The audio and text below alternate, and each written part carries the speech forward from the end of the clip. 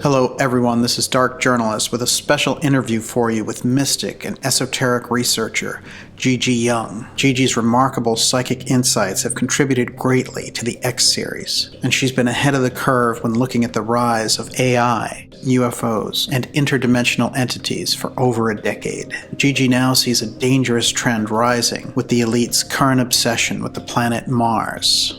So we have to understand that there's synthetic humanoid beings that want to be reintegrated into society because they've destroyed themselves. And they're simultaneously introducing that path of destruction to us because that's how they bind back in. Please join us now.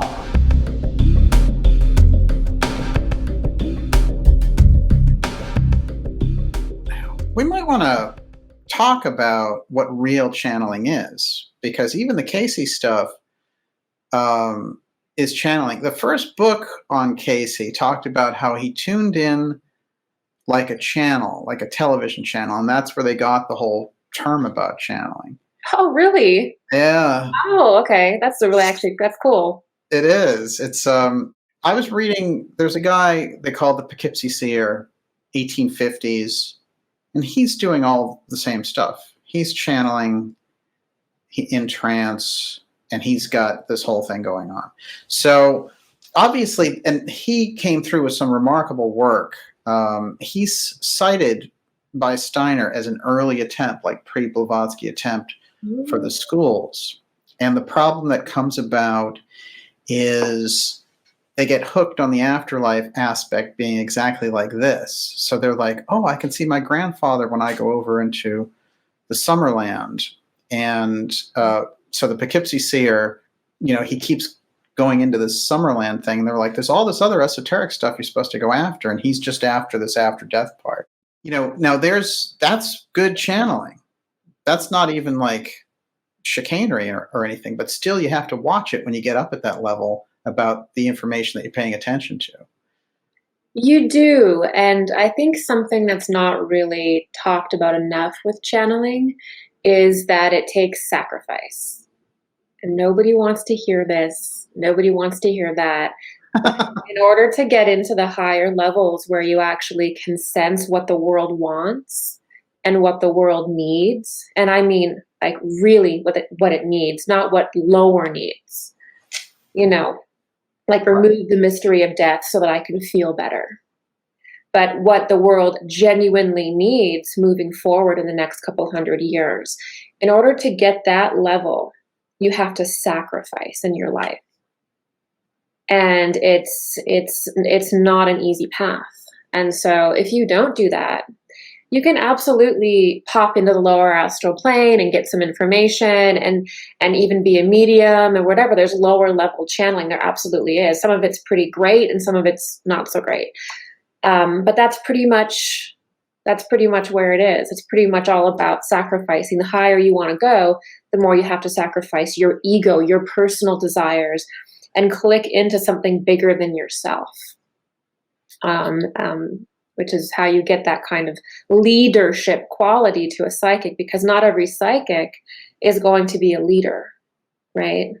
Yes. So exactly.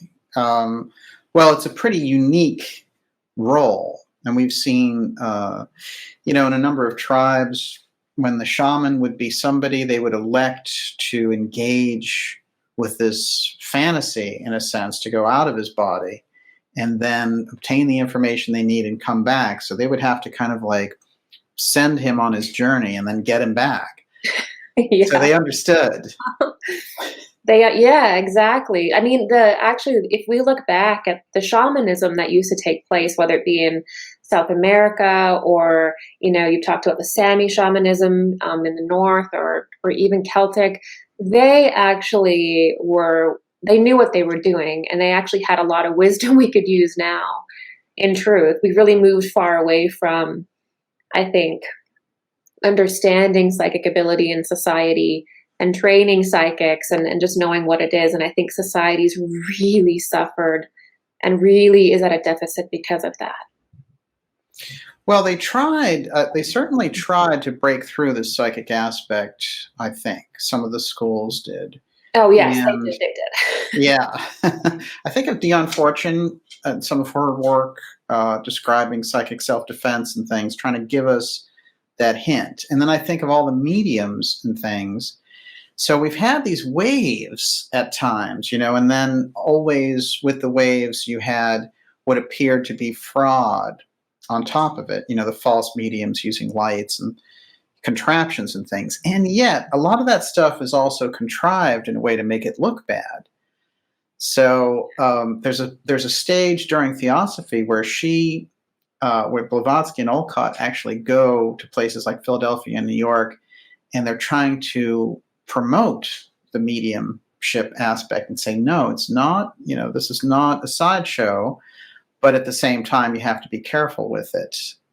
So it's a hard thing to just introduce on a culture. Yeah. And I mean, really, as culture is evolving, it's been hard in the last, 100 years because we are now in this age where mind is really developed. And so we're not really going to probably accept psychic ability unless we can understand it in the sense of science, which is also what the schools are bringing forward, was a spiritual science. And so that's the way that we will understand it moving forward, is understanding what consciousness is and understanding spiritual things in a more objective way. And that's really where we're moving to. But obviously, that's really hard to teach, which is also why maybe we, with everything kind of piling on, it's really hard to teach that, because think about how well you have to know something. It's not just beliefs and stories and myths anymore. It's like we have to actually really understand what's going on here. So. Right. Well, this is interesting because you've been doing it for so long, and you've been able to kind of go through the different stages of it. You've also seen kind of some of the fluffier versions of it in the public. And so, how would you say, how would you discover it? What kind of advice would you give for somebody to discovering the kind of psychic reality? I would say that the first thing that you have to know is that it's already in you. It's not something that you even have to go out and grab, or it's not really something that you have to develop. It's something that if you can build up the right energy in your body and really nourish yourself with the right wisdom, it will just unfold within you. It's already within you. And if you follow your heart and those impulses within your heart, it will get stronger and stronger and stronger. It sounds really sentimental, but it's actually the place of intuition. So it's already within you.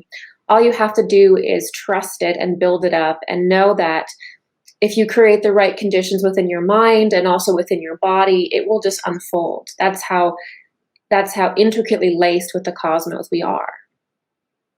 So it's like you have a latent ability, and then it becomes manifested. Oh, yeah, absolutely. And it will manifest at the exact ratio that you can heal yourself. And one of the reasons why people will start to develop psychically and then back off is because psychic ability is just permeability. What it is.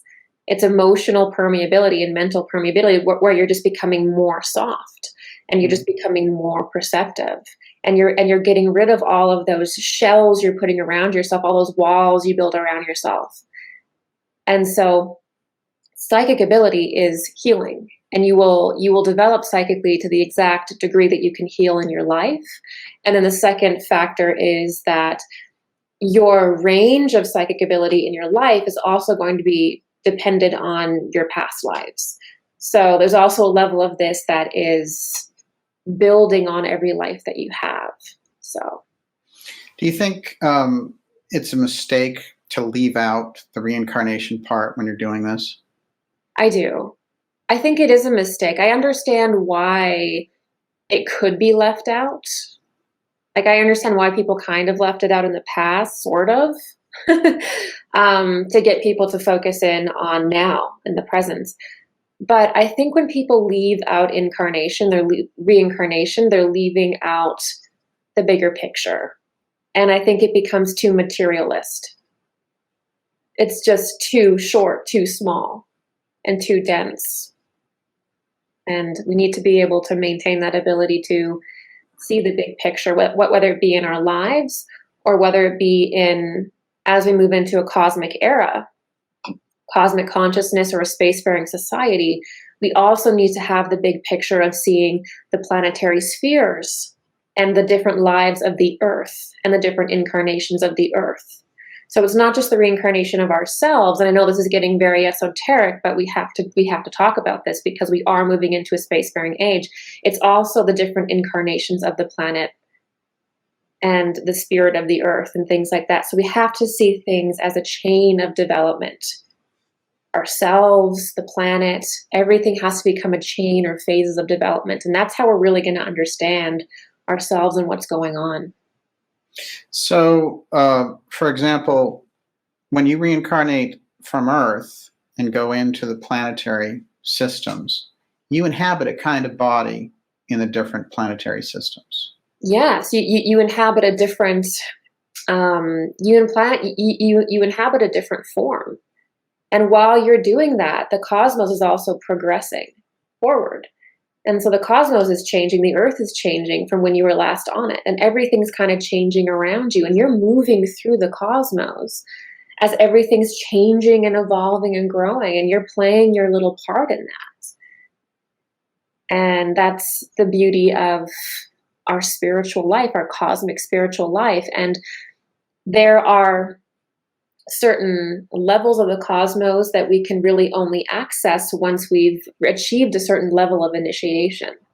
And there's also levels of the cosmos where we remain trapped in, thinking about like the eighth sphere and stuff like that, where if we cannot achieve a certain level of union within ourselves, we get kind of held back.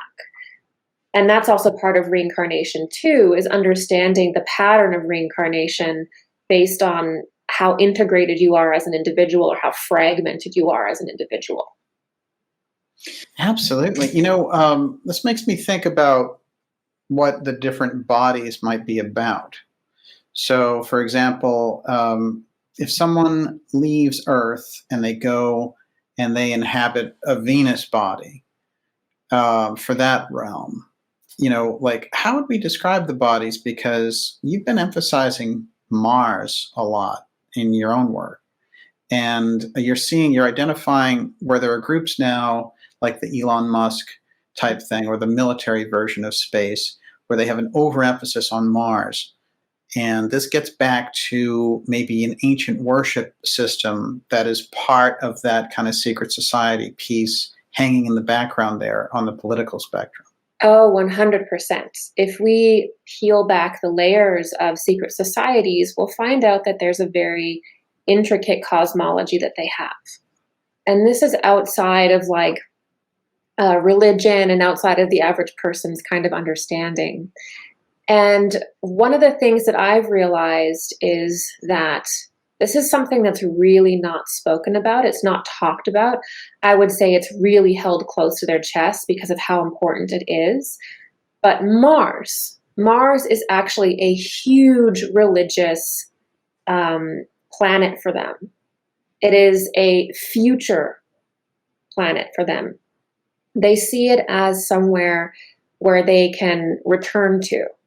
They believe, many of these elite groups, they actually believe that they came from Mars, that humanity came from Mars, and that part of their life purpose is to return to Mars.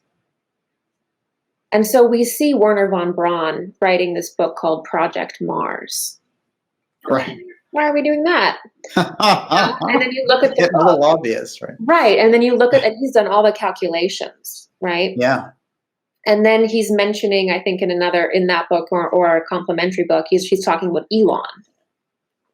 There's no question. He's predicting it outright. Right. Yeah, exactly. And this is a ritual. And so everybody's sitting back and cheering like, oh, we're going to be this spacefaring society. How amazing. But we have to understand that going to Mars and the development, the space development of NASA, of all of these private space programs. This is a religion. Right. That's what this is. And Mars is a huge part of that.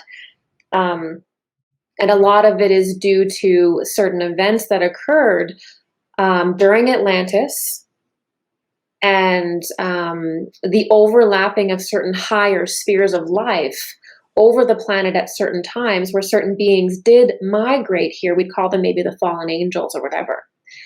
But it's something that they hold very close to their chest, because I believe that they want to spring it on us at the very last minute and tell us what our origin story is and connect it to Mars. And so it's a very long conversation, probably. No, I think this is fantastic, actually, because they're making such a big piece of it. We know with the space program, they stopped going to the moon in 1972. A lot of people challenge whether they even went, but for the sake of argument, for sure, I think they went. That period, 50 years of hanging out between 72 and we're going to be 2022, they're going to the moon in 2024, which is something that Mike Pence set up under Trump with the Space Force and the Space Council. That's 52 years. So what do you do with 52 years of development that's paid for by the public but completely out of sight and not mentioned in any newspaper, except for, well, here's a shuttle launch, and usually those things are blowing up? I mean, obviously, they're doing something totally different. Exactly. And if we factor in that if we can understand what their esoteric, spiritual, religious belief system is, then we can understand them. Right. Then we can understand what's going on. And I mean, what is going on with the injections? All of this is part of a religious belief, an esoteric belief system. All of this, it's part of that. But don't you know it's just science, Gigi? Follow science. They believe, this is the thing, science has become their religion. Yeah. And they now, because it's like, how we were just saying, you have Rudolf Steiner coming in and doing the heavy lifting and saying, we're going to have mysticism and spirituality move into a science. But then you have this group over here that's making it weird, and that's turning it around, and that's kind of inverting it and certainly making it about science, but to a weird degree. It's like somebody has the information of the mystery schools, but has no idea how to actually work with the energy or work with beings or whatever it is. That's basically what it looks like, because it's an inversion of what it's meant to be. So it's an attempt to kind of like grab humanity's attention, and get them all on board with a kind of pseudo-spirituality based around a belief system in their discoveries. And somewhere in those discoveries, they're going to arrange for our origins to have been picked up in ancient Mars. There's going to be ancient Martian ruins, and that's going to prove it for sure. We come from Mars, and therefore this whole bloodline here on Earth that relates to that, those are the real kings and rulers. I wouldn't be surprised. From what I've seen in my own work, and what I've seen them actually release, like I just saw an episode of Ancient Aliens where they basically said that. They basically said, our origins are on Mars and we're returning there. Right. They've said that various different times, and I mean, they just released the Mars rover, and in the article for I believe it was the Sun, they said, searching for our ancient origins, searching for life, so this is what is being prepared. And a lot of people will look at that and they'll say, well, this is science. And this isn't spirituality. This isn't esoterica. This is just science. And science is safe. Science is objective. And science, it's just not true. This is a ritual. And science can just be a very advanced and precise form of ritual and the occult. And, if they were to come forward and convince humanity that either human origins are on Mars, or that their particular origins are on Mars, so they're these Anunnaki gods, that would completely change human consciousness, because suddenly humanity would be adding this truth to themselves that's not true, and it would affect your trajectory. It would affect your belief about yourself and therefore your own development spiritually. So it's very dangerous to give someone the wrong origin story. Oh, absolutely. Yeah, no question about it. Do you think that, well, they've rolled out the Anunnaki thing before. They had the whole trip with, the Sumerians, they came down, and Anunnaki tooled with them a little bit, monkeyed with their DNA, made them mine gold, and then they left, and, that whole story relates to that. They hammered away on that, on the alternative side, trying to get it as like a belief system. And there's no question, a lot of people actually do believe that. But, and there are strains of truth in it, of course, because the Anunnaki visited the Sumerians, and maybe it was a huge emphasis around gold. But what's happening, it seems like even that research was heavily manipulated by the Rockefellers sponsoring Zecharia Sitchin, for example. So there is this thread in there where they want to control that, just with the early origins. Like Carnegie was really obsessed with Egyptian mysticism, obsessed with dinosaurs. So they want access, Gigi, to that early part of the story, because somehow the way that it sits now, they feel like they can alter it, and they can somehow use that story as a new building block in consciousness. Is that right? Yes, exactly. And the Smithsonian also takes all the skeletons and ushers them away, and they try to keep humanity on a very specific idea about who we are. Right. But ultimately, in my opinion, what we're seeing is that there was a group of, you call them interdimensional beings, you could call them future humans, whatever you want. But there's a group of individuals that did come here while humanity was already developed. And they did try to genetically modify humanity. Did they create humanity? No, of course not. If we look at the work of the mystery schools, we know that humanity was formed in the exact image of the cosmos by the cosmic impulse itself, moving down in density further and further until we take a physical form. So that's a divine human. But what this origin story is an obsession with hybridization. And it will eventually lead to telling humanity that human beings are actually the result of massive hybridization from interdimensional beings. So humanity is not divine. Humanity is actually more like a child. And what we are is the result of just hybridization after hybridization after hybridization from these ET parent beings.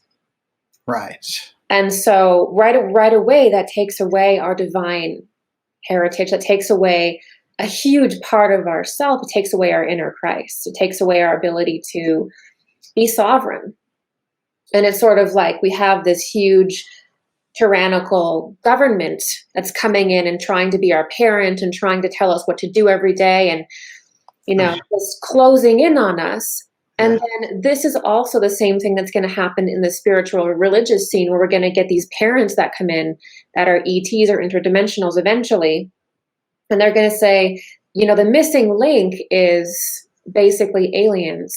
And these aliens are gods, or these aliens are our parents.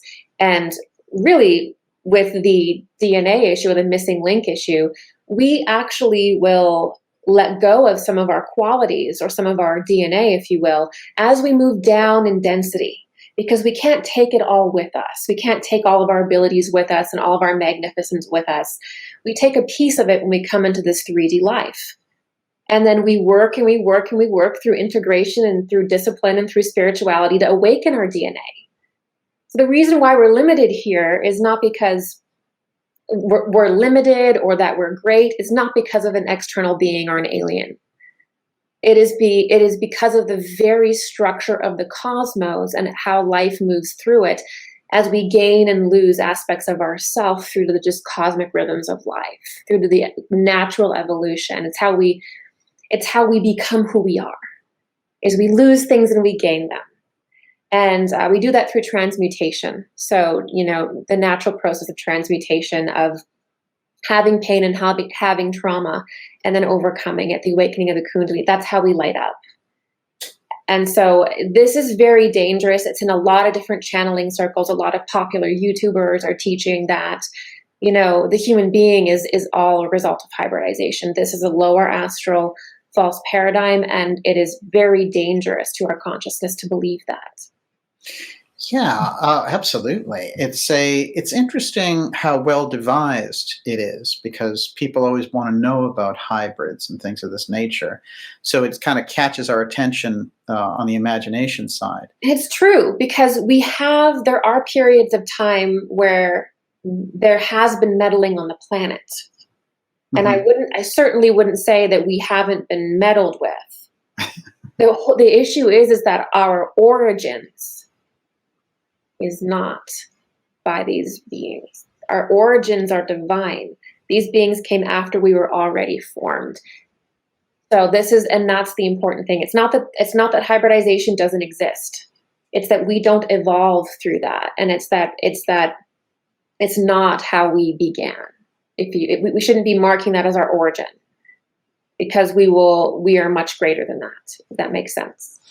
Yeah, and what's interesting is you talk about kind of a moral relativism that comes out of this, which is, we come out of a spiritual tradition, and that spiritual tradition is locked in with, stages of development, the school of the prophets, and things of this nature.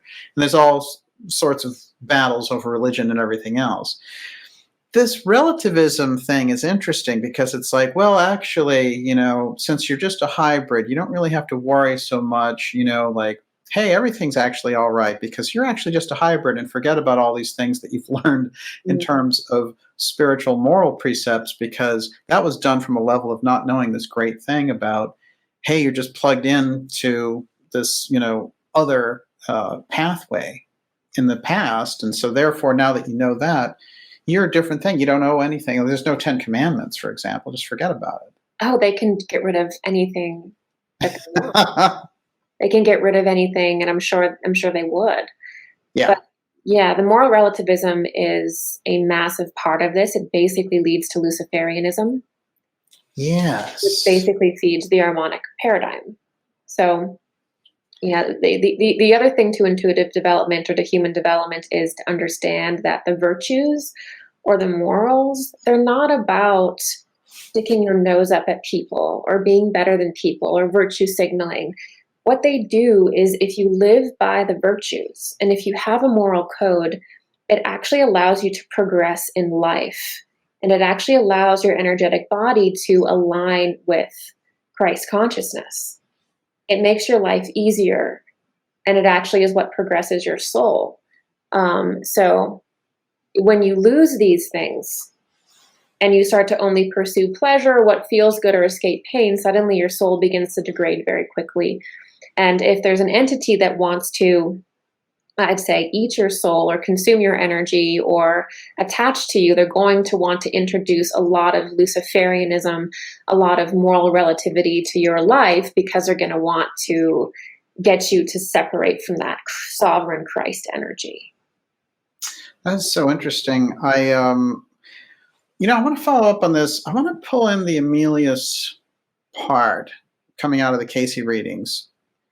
In Casey's story, his cosmology is Emilius shows up 200,000 BC, and he splits into male and female. So that after that, instead of being in one unisex body, all the souls are now two sides that complement each other. And he is a perfected body. So he often terms it Emilius as Adam. Okay. Whereas the versions that are there are what he often refers to as thought projections, which sounds to me very much like, meddling scientific meddling. So Emilius comes through and he is building a different use of the energies that they've discovered. So the society is moving to become one of the greatest spiritual societies.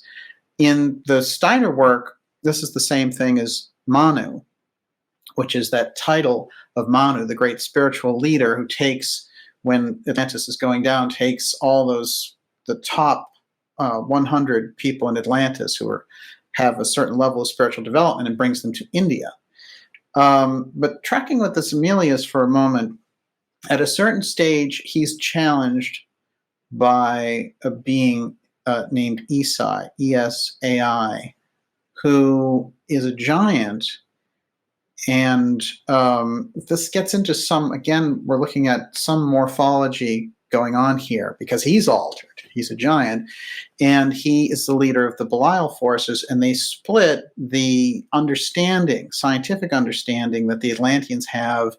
They take that spiritual information and they make it societies. Are now using different, what Casey called firestones, 2-eye crystals. And they are, on the Emilius side, they're using these, they're training these temple priestesses to interact directly with these beings from the outer spheres, the spiritual, the saint realm, in fact. So that's how they're using it. So pop open your laptop and you're dealing with, the higher realms of the saints. In Belial's case, the Belials are figuring out, I can use this as a laser and I can lay waste this group over here that's giving us a hard time. I can take over their land. I can make them worship at the altar of our laser. So eventually, this is kind of what gets the upper hand and causes the destruction at Atlantis. What is the thread back there from Emilius and the Belial groups and the battle that took place there, which ultimately the Belial groups were able to get the upper hand? Wow. Yeah, I mean, change a couple of those dynamics around slightly, and you've got today. You've got our current situation. That is what is going on. Yeah. I think what happens is that you have a kind of a class of people that seems to be initiated into this advanced technology, into maybe a lot of wisdom, and you have people using it ethically, and then you have people using it unethically. Right. And the people that use it unethically are of a degraded consciousness. And unfortunately, if you do use technologies, or if you expose yourself to too much spiritual energy before you're ready, sometimes this can actually, or certain spiritual truths before you're ready, this can actually cause certain types of insanity or certain types of degradation. I'm not sure if that's what happened in that case, but it sounds like people who really shouldn't have been around this information or have forced themselves in or got into it somehow. And it's a really good example of how it's very important to observe, I would say, certain spiritual laws and spiritual ethics around certain types of teachings, around certain types of technologies, because Atlantis is a good example of what happens when people who are degenerate and immoral get their hands on incredibly high technology that they themselves couldn't personally channel it and build it. It was probably channeled and built and brought forward by people that had a significantly higher consciousness than them. Yes. It's just like in the CIA, various programs where you have these, forcing psychics to do various readings and get information. The people that force these programs, they don't have the ability to get the information themselves, So it's just a series of exploitation that we're still caught in, Well, it's interesting. Yeah, actually, that Atlantis wave, you could say the CIA and those programs and the way that they use those programs is kind of a 21st century reflection of that really early period. Let's talk about some of those people. So for example, well, let's talk about the principle first. In remote viewing, you get a series of coordinates, but they have to recruit people in order to read them. And so they get a bunch of people in there and they're like, oh, not so great, not so great, not so great. Whoa, this guy is completely off the charts. Let's use him. We've heard about this, young recruit over here, 19 years old, developing consciousness. Let's bring her in. And so they start to assemble these teams. Later, they'll actually create camps for young people to identify these people. And it reminds me very much when we've done shows and work around the Orphic Circle, they would cast a wide net to find not young geniuses, but young psychic geniuses. Yes. So there is a higher version of this, which is that, psychics should work with people that can take that material and do good in the world with it. A psychic can't do all of that themselves. So there is a reality where this is necessary and this is needed and this is actually very good. But then that can be taken and that can be distorted, which is exactly what we see, which is people obsessively trying to break the code, which is doing mass recruitment of children and trying to harvest their abilities. There's so many different stories like this, and just exploit them to get whatever little tidbits of secrets or whatever they can from them. And there's probably a lot more that goes on. Yes. They probably have things that they look for. Like you said, they target certain people. Right. And a lot of the people, as we found with the very stuff that we've looked into, a lot of these people are really seriously damaged. After these programs, they can't live a normal life. Nobody believes that they've been part of this. And they have sometimes a lot of spiritual attachments connected to them because they've been forced into these states and forced to connect with these demonic entities. And now they've got all this these attachments onto them, so it's very damaging, and it's kind of something that, very hidden, but really needs to come forward. Oh, that is fascinating. It reminds me of those strange stories of the Montauk Experiments and the psychic chairs and all these types of experiments they were doing in the 90s, actually. And I've always felt that there was some validity to the Montauk Experiments. It seemed like there was enough of a trail there. But let's look at the remote viewing program. Russell Targ, who's the physicist who ran it, he's been on this program multiple times, and he's given me a great insight to it, and his books are out there. I think he's shared widely with it. He was not a great fan of the CIA who sponsored the research, but he went along with it in order to get the money to continue to do the research. What I find interesting is in that program, they worked with Uri Geller. In the early 70s. Yuri Geller, he's kind of the celebrity psychic, of course, but he's got that long track record now. And he's still out there doing it. I mean, this was some 50 years ago. And he's the Israeli psychic, the spoonbender and all the rest of it. Yeah. And one of the interesting things that Targ told me in relation to Geller is that he actually was very psychic, and his remote viewing track record was quite phenomenal. But he also regarded him as kind of a magician, and so therefore given to showmanship and things that were outside the realm of legitimate, psychic experiments. So he was sort of a mixed bag. The person who brought him forward and the emphasis on Yuri Geller and aliens in the 70s and 80s in particular, he still talks about them. He recently talked about how he had a piece of a UFO that John Lennon had given him. That's crazy.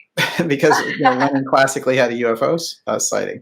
So Geller is interesting out there, and his sponsor, Perharich, is somebody maybe worth when you're talking about these groups trying to reincarnate the Mars thing and sort of get us into this hybrid piece and to train psychics at an early age in order to get the information from them, like the Orphic Circle, Poharich is somebody who really comes to mind because he comes out of nowhere.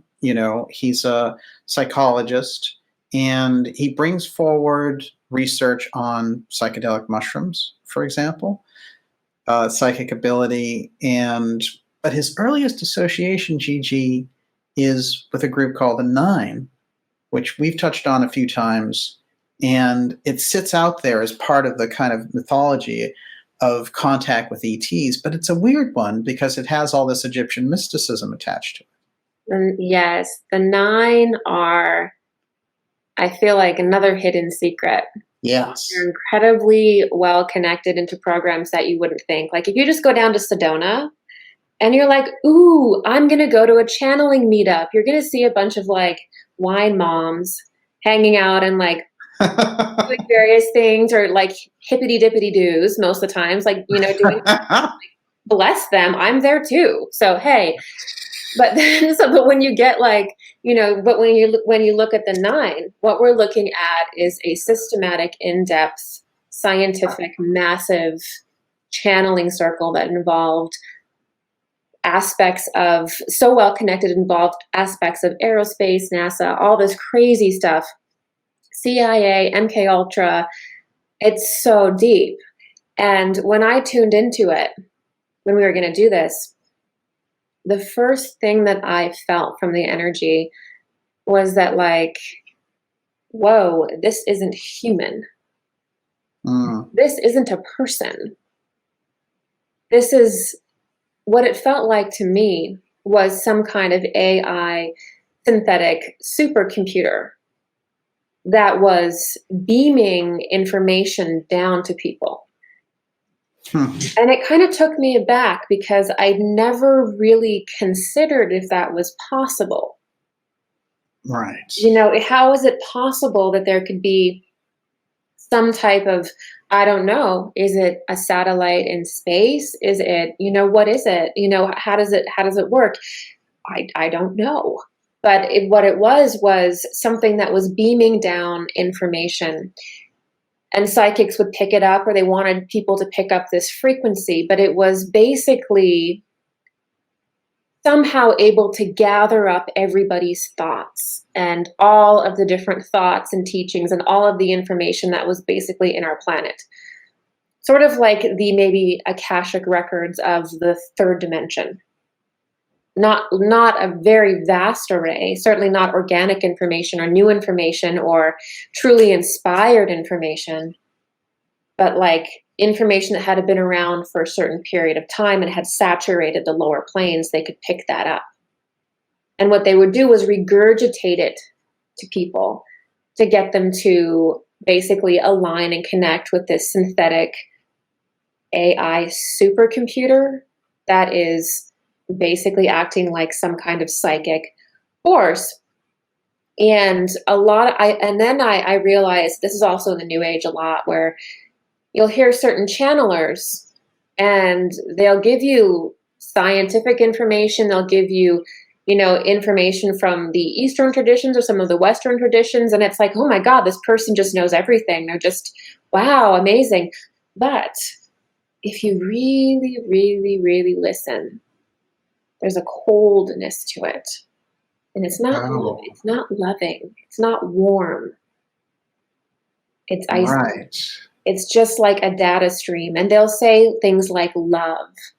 They'll say things like, you must care for one another, or things that the Buddha would say, or things that Christ would say, or things that the great mystics have said. They'll say that.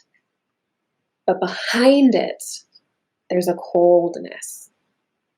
And it's like a computer. And I've seen this in the New Age, and it's there's no heart energy. And this is what I think we have to be careful about. And this is what I saw coming out, like basically what they were trying to communicate with. Interesting. This group, well, some of the very richest people in America took part in it and set it up. Ruth Forbes was a big member of it. The DuPont family, who were known even back to the 19th century for doing science fiction, you know. Okay. So they have that lock-in, which suggests to me that even though we know the nine from when they started in the late 40s and they go on, including a version in the 80s that Gene Roddenberry starts showing up for and channeling.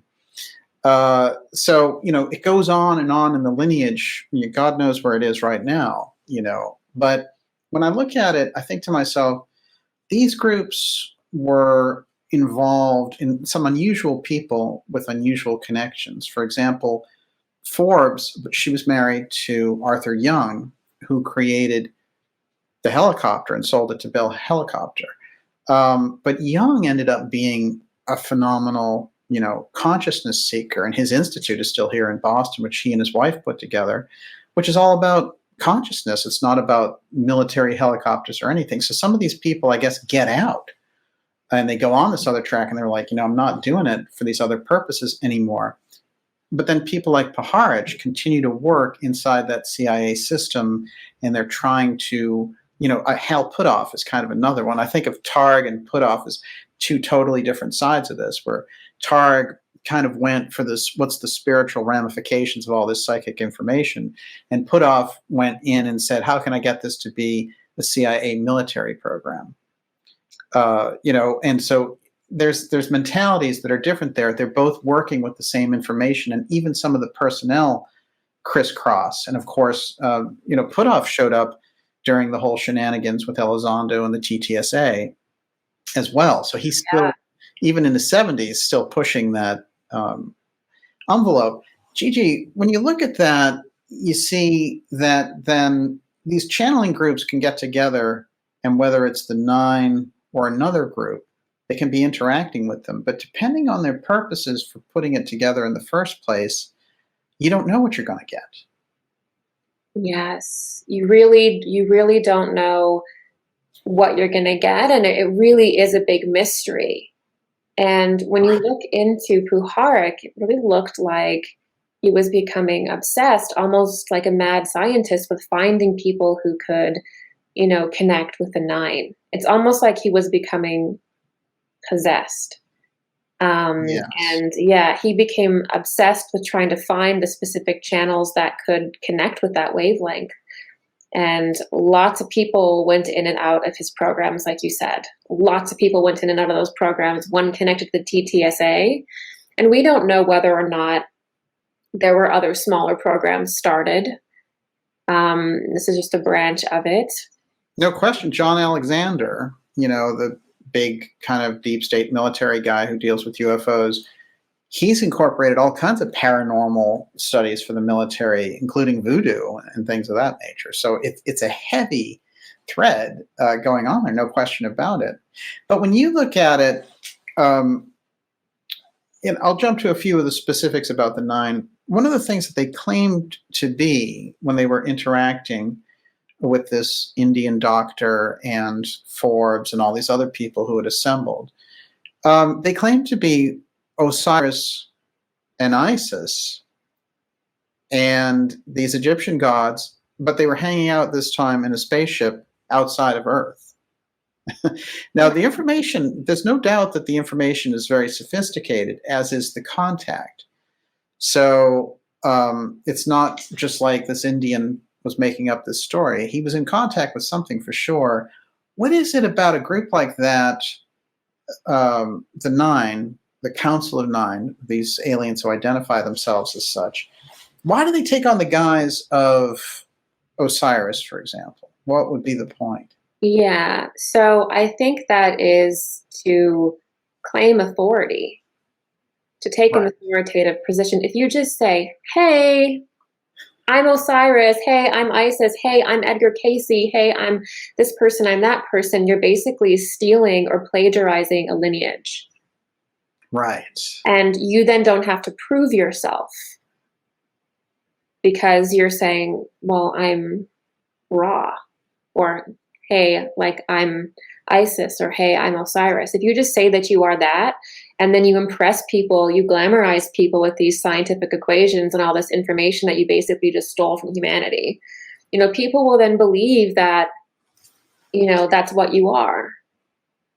And so I think it's to steal a false sense of authority, but also to probably jostle humanity's like deep, deep subconscious mind and place themselves in humanity's or in these people's subconscious mind, because we all have a place in our subconscious mind where there is the divine masculine, there is the divine feminine, Isis and Osiris, and these are archetypes that we work with. And by placing themselves in that position, it gives them a certain power over people's minds. And this is why a lot of charlatans will say, oh, I'm the incarnation of so-and-so. That's because, maybe not all the time, but that's because it's garnering favor and it's getting people to trust you and let down their guard without actually having to do any work.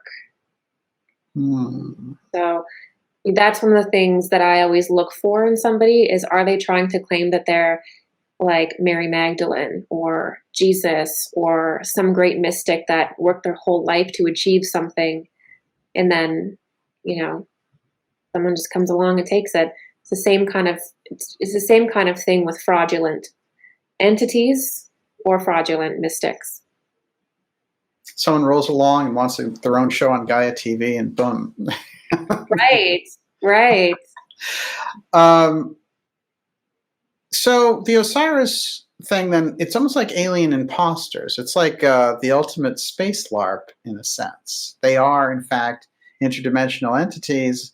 They're space entities of some kind, but they're pretending to be these past Egyptian gods that achieved all these great things for humanity. And so, as a result, because I'm impersonating this, you need to pay attention to me immediately.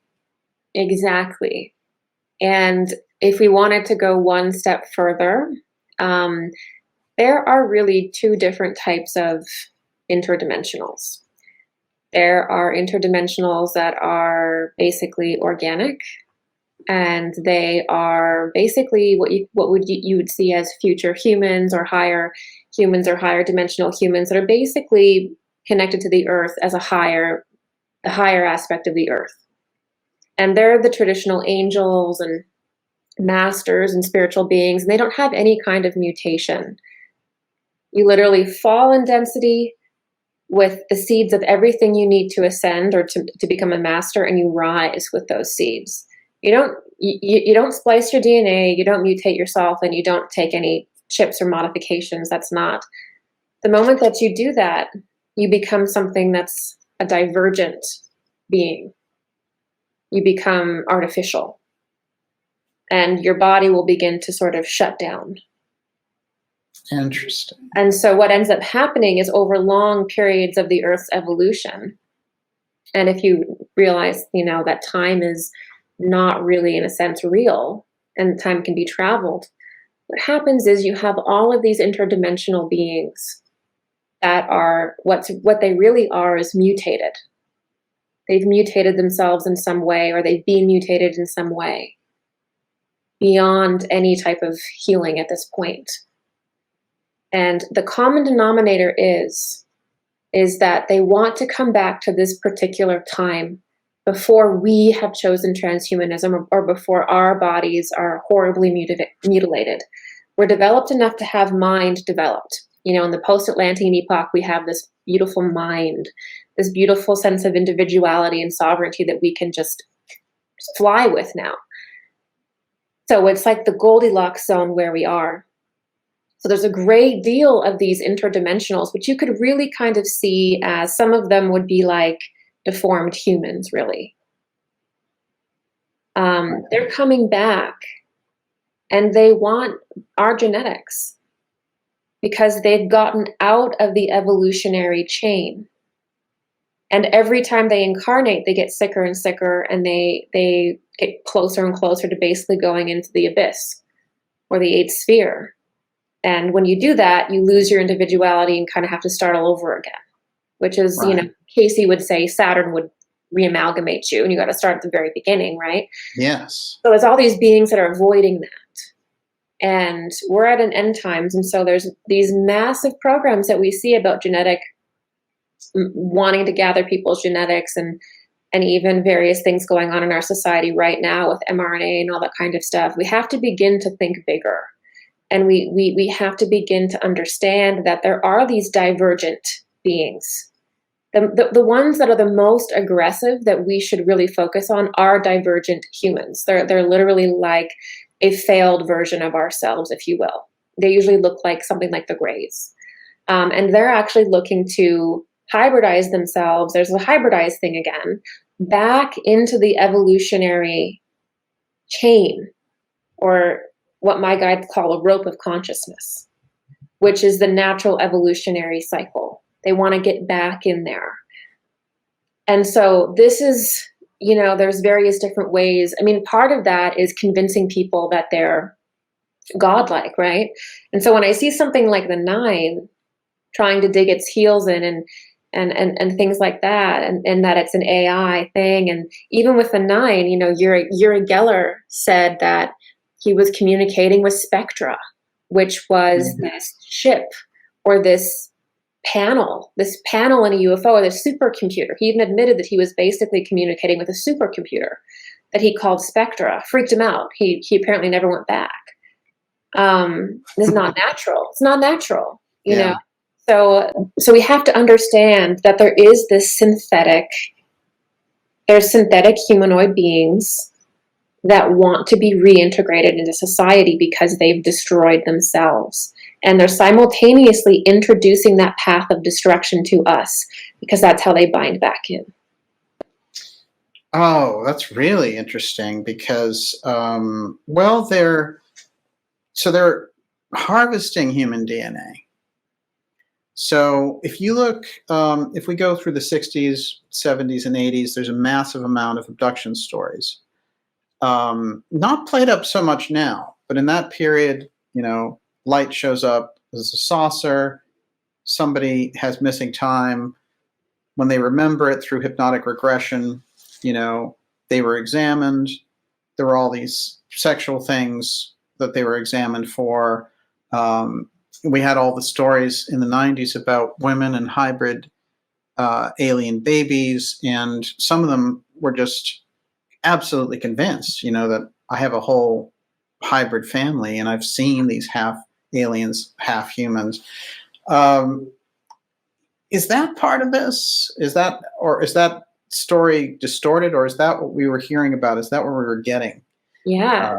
That's part of the story. Yeah, that is the story. Actually, if you look at the most common abduction cases by far are with various different kinds of Greys.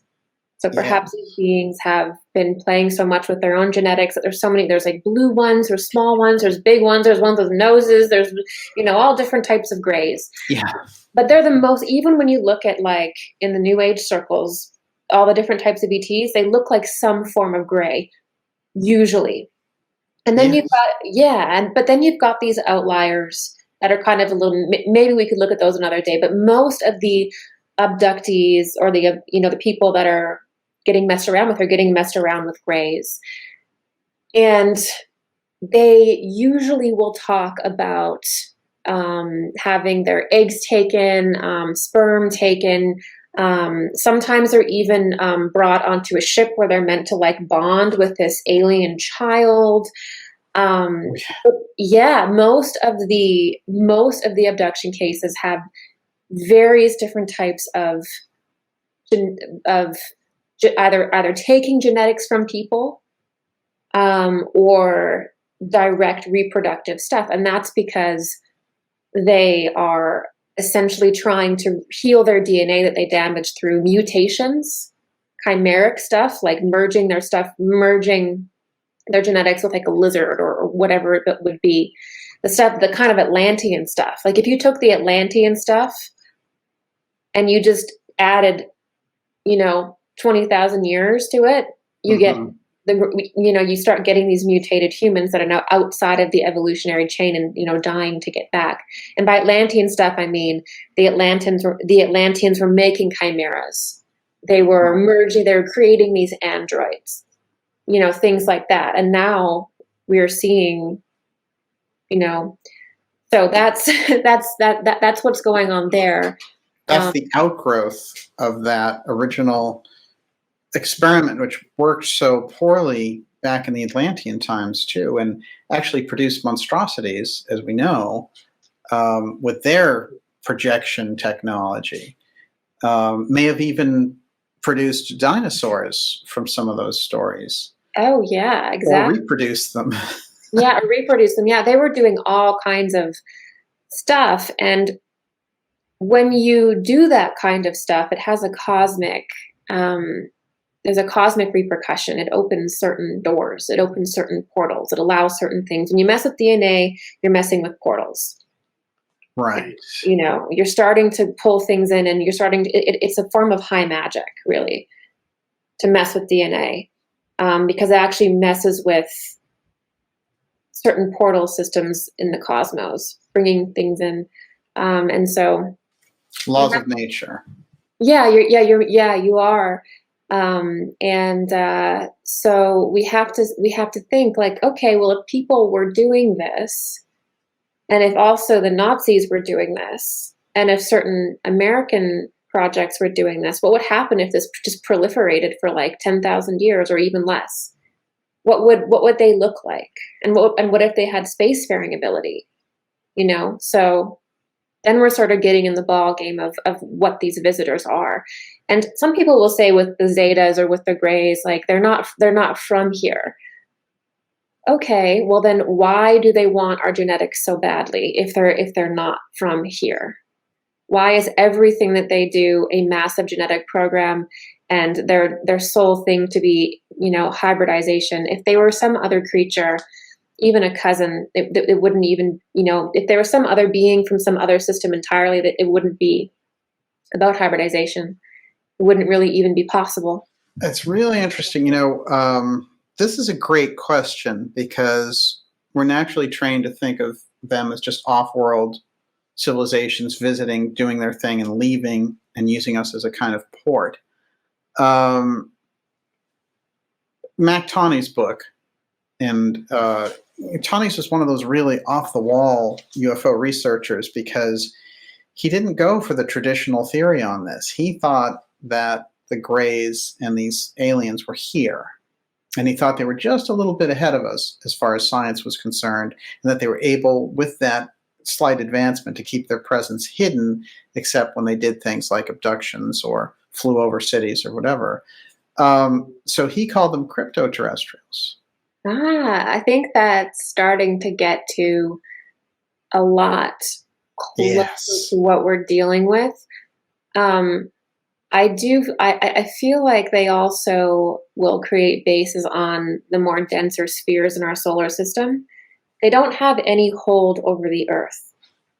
So the beings that control the Earth are the higher humanoids. They're basically us in the future.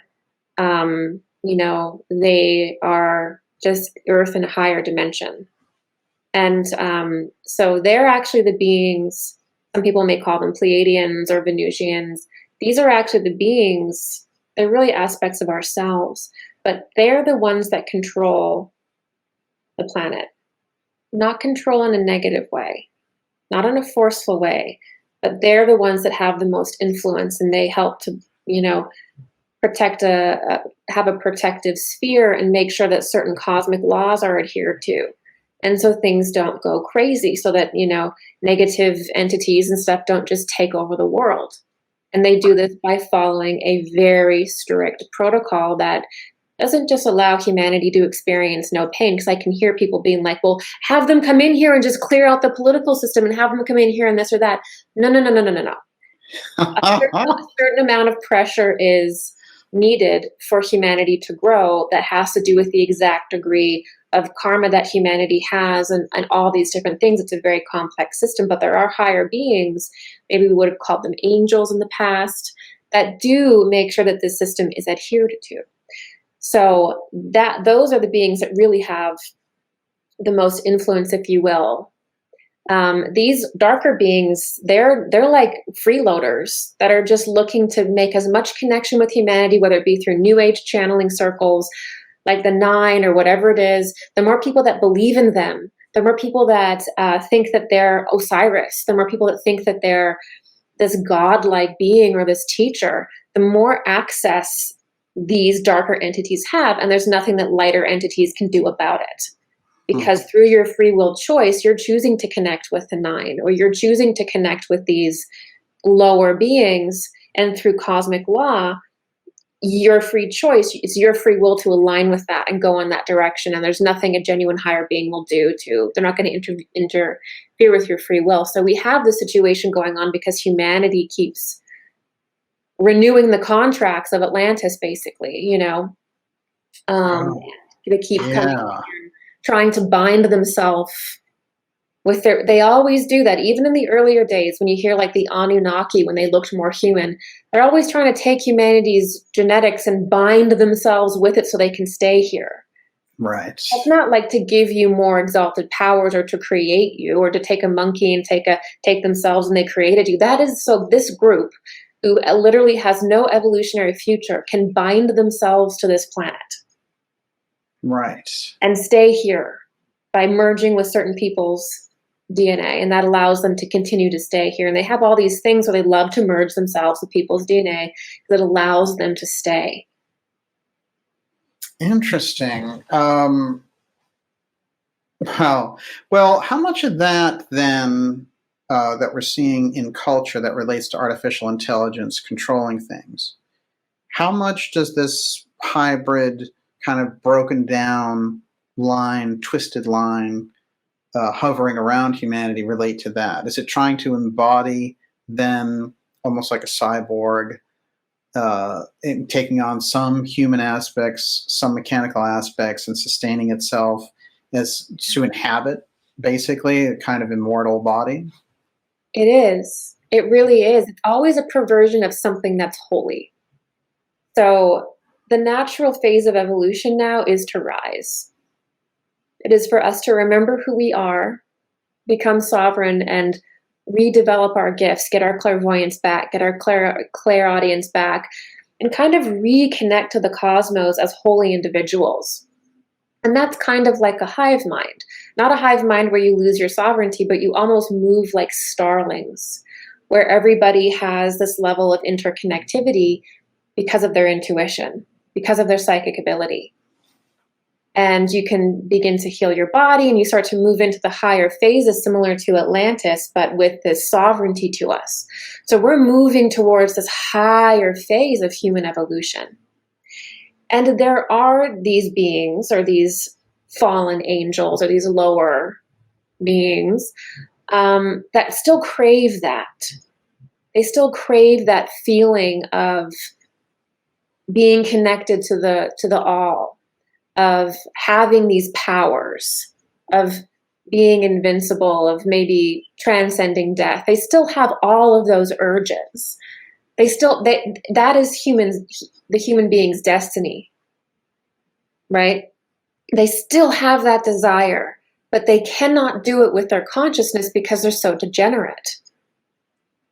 And so the desire is still there, but they're so degenerate that they can't do it.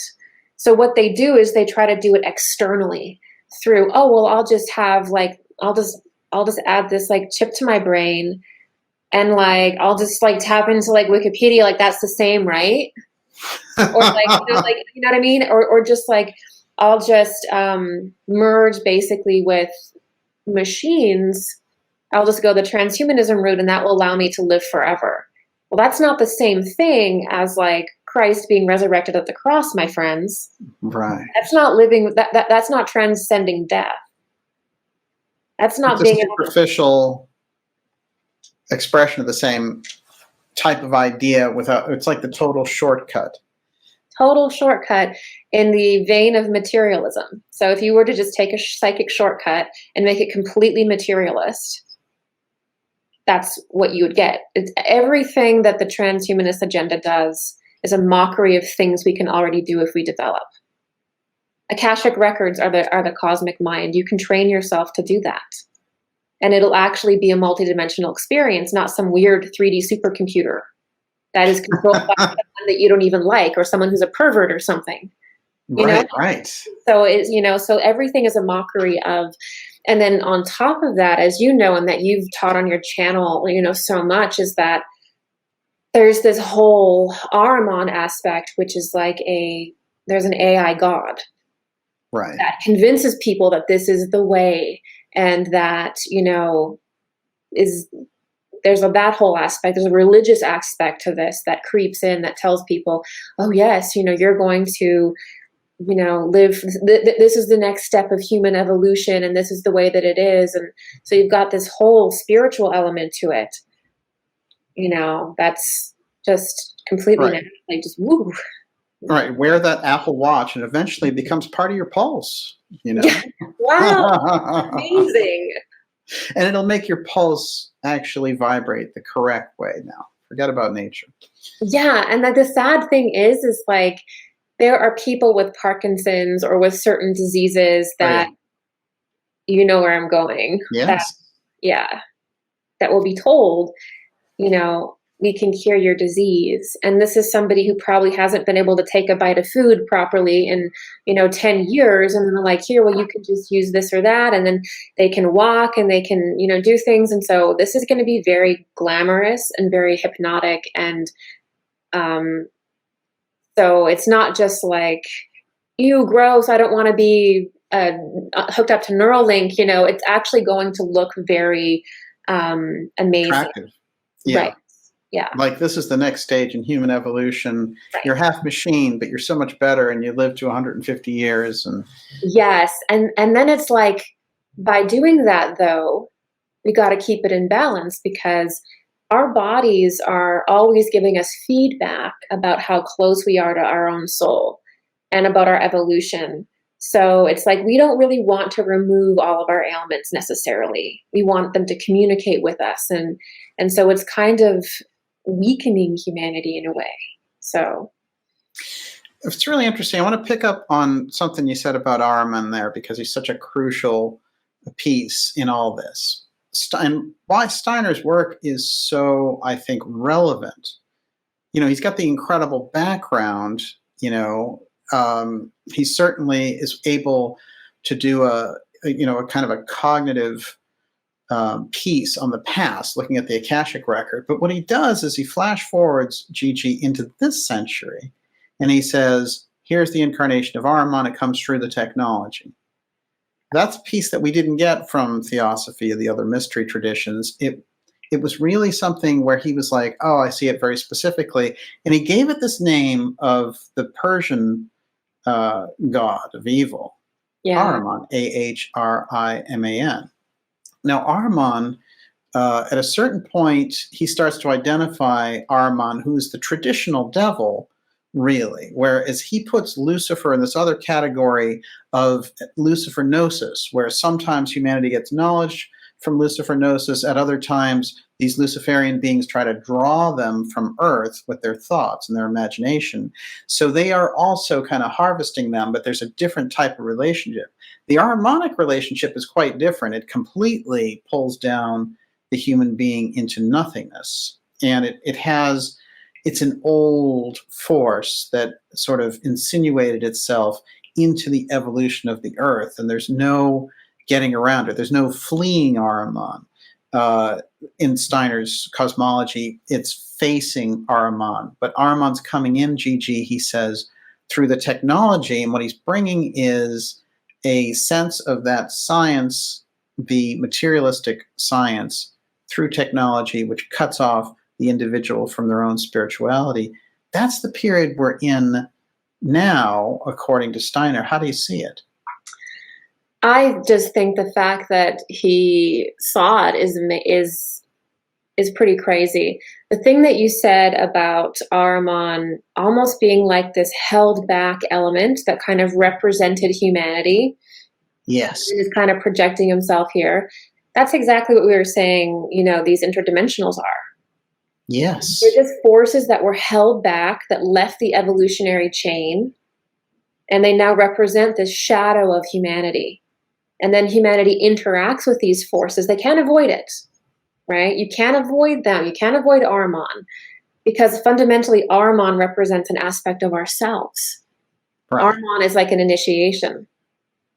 So I love the idea of really coming to understand that there are these aspects of our own self or of humanity, whether it be like kind of like a demiurge like Ahriman or these interdimensional beings. They didn't pass an initiation, almost like they got held back for some reason, and they're reinserting themselves into the evolutionary plane to live parasitically off of us. That's it. Yes, and the technology thing is massive. Steiner's ability to predict that and then contrast Ahriman with Lucifer, having Lucifer be the imbalanced kind of depersonalization aspect, and then having Ahriman be the overly material aspect, was really brilliant. Yes, unusual, very unique in any mystery work. Totally. Which says that sometimes when you read that material, you think to yourself, this could have been written yesterday. Yes. It could have been written today. It's so relevant to how we are gearing up to kind of invest ourselves and become trapped in that technological reality without, and it's interesting because a lot of people would say, well, I could be a Luddite and that way I could escape it if I lived like the Amish or something, and I'm glad they're able to have that experience.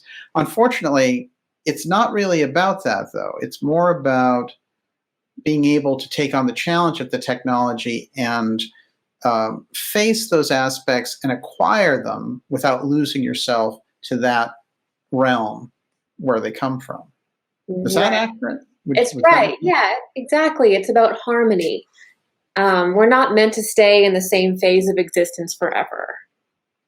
Where we're churning, and just in my opinion, where we're doing everything at a very basic level. We're meant to evolve and become more and more sophisticated and work more and more, I think, closer with the earth and closer with nature, and harmonize with the different kingdoms, if you will, the plant kingdom, the mineral kingdom, and be creative and express ourselves and evolve ourselves. We're meant to do that, but we have to earn that evolution by being exposed to the absolute worst potential of it, which is what Ahriman is serving us. But we have to earn it. We have to be engaged in it. We have to be on computers. We have to see how addictive they are and we have to choose to have technology in our life in a disciplined, productive way.